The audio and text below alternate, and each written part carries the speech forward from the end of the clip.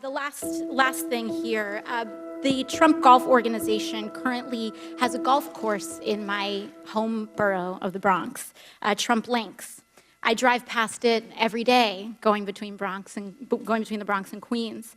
In fact, the Washington Post reported on the Trump Links Bronx course in an article entitled, "Taxpayers Built This New York Golf Course and Trump Reaps the Rewards."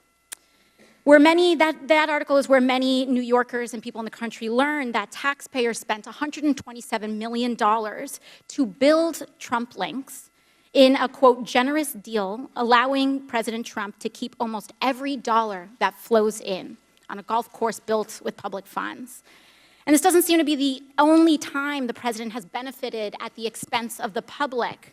Mr. Cohen, I want to ask you about your assertion that the president may have improperly devalued his assets to avoid paying taxes.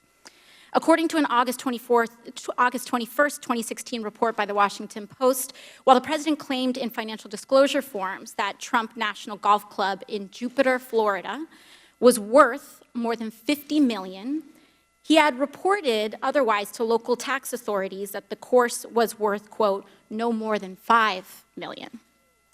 Mr. Cohen, do you know whether this specific report is accurate? It's identical to what he did at Trump National Golf Club at Briarcliff Manor. Do you know, to your knowledge, was the president interested in reducing his local real estate bills, tax bills? Yes. And how did he do that?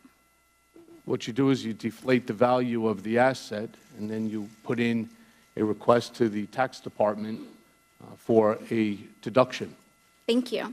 In October 2018, the New York Times revealed that, quote, President Trump participated in dubious tax schemes during the 1990s, including instances of outright fraud that greatly increased the fortune he received from his parents.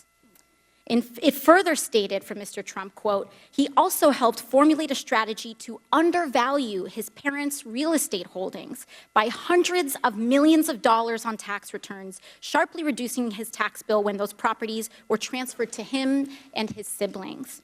Mr. Cohen, do you know whether that specific report is accurate? I don't. I wasn't there in 1990s. Who would know the answer to those questions? Alan Weisselberg. And would it help for the committee to obtain federal and state tax returns from the president and his company to address that discrepancy? I believe so. Thank you very much. I yield the rest of my time to the chair.